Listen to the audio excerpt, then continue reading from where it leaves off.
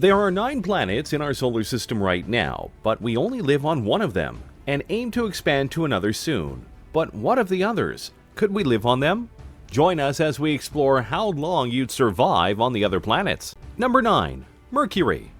Let's go first to last in regards to the planet, shall we? If we do, we end up on Mercury first, and yeah, this is definitely a place that you don't want to live on for various reasons. Not only is this the planet that is closest to the Sun, which leaves it open to things like solar flares and certain kinds of energy bursts, but it's one that has a very bad habit of being a planet of extremes. You might have heard the phrase tidally locked when talking about Mercury. This is the concept that the planet honestly doesn't rotate around like most planets do. Instead, it has such an orbit with the Sun that it stays in one place and just moves around the Sun while not shifting. If you're looking for a visual on how that works, think of it like you're taking a selfie, and to show the room around you, you spin yourself instead of the phone. The phone is tidally locked to you, so it doesn't rotate. You're just moving it around via your own orbit. Get it now? Technically speaking though, this isn't what's happening on Mercury. Rather, the planet just rotates in place so slowly that it exposes itself to the Sun in such a way that it has the same effect as a tidally locked planet. Its daily rotation is 58 Earth days, and given that an orbital year is 88 days, that's a long time facing the Sun with only subtle movements. Given that, the temperatures on the planet vary from extremely hot to extremely cold, and between that and the Sun that is somewhat close to it, that makes it a planet that we Earthers really don't want to try and approach. I mean, it's feasible, we could figure out how to make it work, but compared to other planets that have much more habitable options, it's just not worth it, you know? So how long could you last? Depends on how good your gear is and what the Sun does. So tell me, would you take that chance by going there? Number 8. Venus. Once upon a time, many people felt that it would be Venus that would be the planet that we could live on next. There are even short fictional stories about astronauts who lived on Venus, talking about their experiences on it, likely to inspire us to try and go there to see if the stories would be true. And there are a few things to like about Venus, including that it does have a surface for us to touch down on. It's not too much smaller than Earth, and even though it's closer to the Sun, the atmosphere is thick enough to shield us from most issues of the closer range. But Venus is a no-go for now because of a very simple reason: the greenhouse effect. This is when certain gases get trapped in the atmosphere of the planet in such a way that it causes all sorts of problems, usually by heating up the planet. And that's exactly what's happening on Venus, due in part to its position near the Sun and its atmosphere. There is an overwhelming amount of carbon dioxide on Venus, so much so that it causes the planet's natural temperature to rise up to nearly 900 degrees Fahrenheit on the surface. If you know what global warming is, this would be what people are warning about in regards to the worst case scenario. The increased heat makes it so that the surface of the planet is intolerable, and no life grows there at all. Little life could with all of that heat that we know of, and that means that human habitation there is a no-go.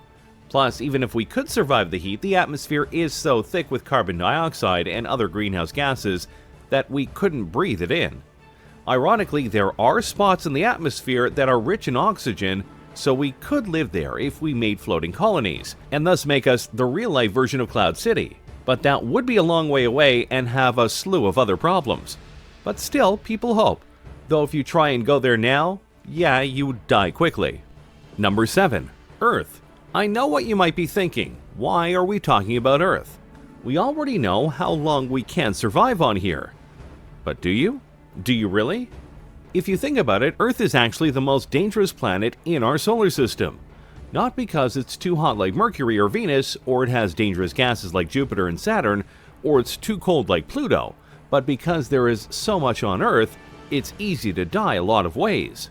Now, I'll grant you that just stepping on the planet won't mean an instant death like it would in some of the other planets, but that doesn't mean that your fate is better necessarily. Think about it. You could walk out into the street and all of a sudden get hit by a car. Or you could contract a disease that infects 1 in every billion people and die via that.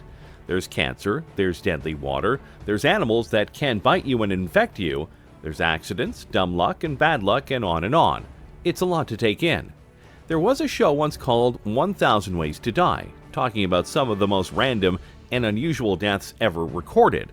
And yet that number is a misnomer, because there are millions of ways to die on Earth. Yeah, a lot of people get to live long and healthy lives, but I bet we all know someone who has died far before they should have. It's a chilling reminder that life is fleeting, and that we should be grateful for what we have here on Earth. So how long can you survive on Earth? Depends on how lucky you are. Number 6. Mars. When it comes to Mars, you could argue that this is the planet that has the most people's attention, aside from those who are trying to save the Earth in various ways. Just saying. Mainly because the desire to colonize Mars has never been stronger. There are numerous agencies, including NASA and SpaceX, who are trying to get their various plans in order so they can go and land on the planet. Which is good, but as I'm sure you know, there are a lot of obstacles in the way of full colonization. And if they were to just land on it willy-nilly, they wouldn't last very long. Mars is a barren planet. It's said that at one time there used to be a lot of oceans and various other kinds of bodies of water.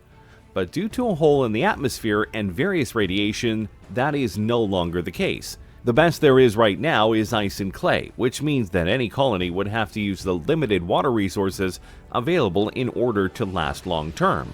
Plus, because of the atmosphere and bombardment from space rays, there's nothing green on the planet. There are plans in place to try and get that fixed, including terraforming, but we're a long way away from testing. Even if we were to set up domed colonies and do various things ourselves, it wouldn't be easy. We need to find a way to fix the gravity of the planet so that it's more like Earth's, because without the right kind of gravity, our bones will get weaker. We'd also be under constant danger of exposure to Mars if the dome we were under is cracked, which would turn the colony into a vacuum. And that's bad. Really bad. So as you can see, NASA and more have a lot to think about before they even dare try and land a lot of people on Mars.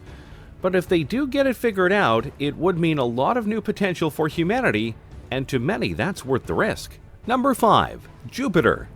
As we move past Mars, we now head into a rather unique sequence of planets known as the gas giants.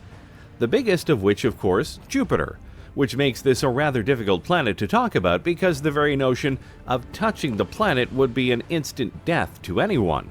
How does that work? Well, believe it or not, it's not because of the various gases that make the planet up, or even the gravity that keeps it all together.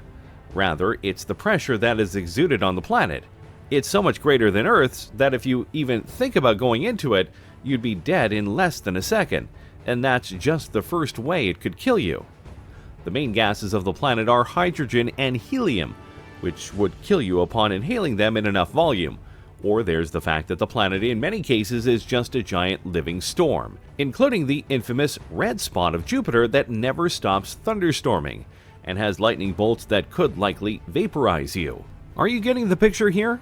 Jupiter isn't a nice planet, and thus it's not exactly something that we should think about colonizing, especially because we don't know what lies beneath those big clouds of gas. Some speculate that there could be land under there, somehow, but we don't know how, and even if it was true, we'd likely never reach the surface of the planet.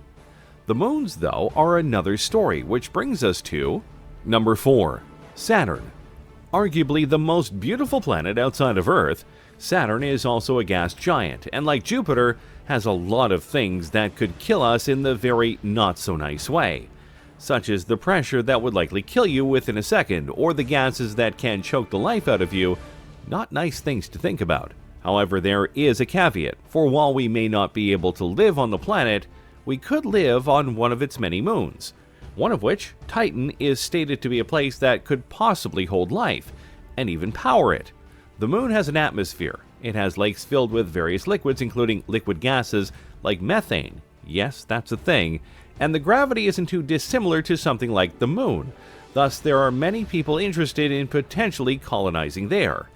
Granted, we wouldn't be able to reach it very easily, and it's likely we'll try Mars first because that's the closer and arguably better option, but the potential is there. And if we do get to be on the moon, we'd have an impeccable view of those rings that everyone likes to look at. Number 3. Uranus. Yes, I'm asking if you would like to live in Uranus. Why are you laughing at that question? Okay, I know why you're laughing at that question. I'm kidding, but let's seriously talk about the potential of living on the planet Uranus. Needless to say, this isn't an optimal place for us to live, even if it wasn't on its side. One of the biggest problems with this planet is that it's cold, like really cold. Its average temperature is about minus 371 degrees Fahrenheit, and it technically can get colder than that. As for its composition, it's made up of methane gas mostly, which is actually where the planet gets its blue hue. Did you know that already? I'm curious. But arguably, the biggest problem with Uranus is that it's so far away from Earth that any attempts to even try to get there would take so long it would be unfeasible, which of course brings us to its twin. Number 2. Neptune. In many ways, Neptune is just like Uranus. No jokes, please. They both have an atmosphere that is mostly comprised of methane, which means we can't breathe it in. The temperatures are freezing cold, well beyond most spacesuits can handle, and even if we could make it past all of that, we wouldn't be able to land anywhere because we're pretty sure there's no surface to land on. That alone would make it a place we shouldn't even dare to try and be a part of. And just like Uranus, but even worse, the planet is very far away from Earth. It would be illogical to try and go to the planet based on our current capabilities. And if you still need a reason why we shouldn't go to Neptune, the planet is next to an asteroid belt that it likes to manipulate, so much so that it can actually send asteroids out into space and towards Earth. So why would we want to live there?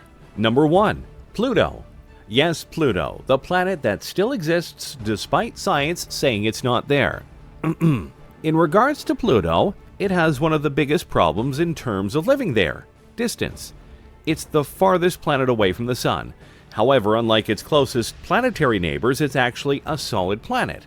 But because of its distance from the Sun, it's also one of the coldest planets, and it's very barren as a result. If you recall the Magic School Bus, you know what that kind of cold can do to you. Now in the future, it could make a great colony outpost that would help ships trying to get out of the solar system, but for now, it's not worth our time.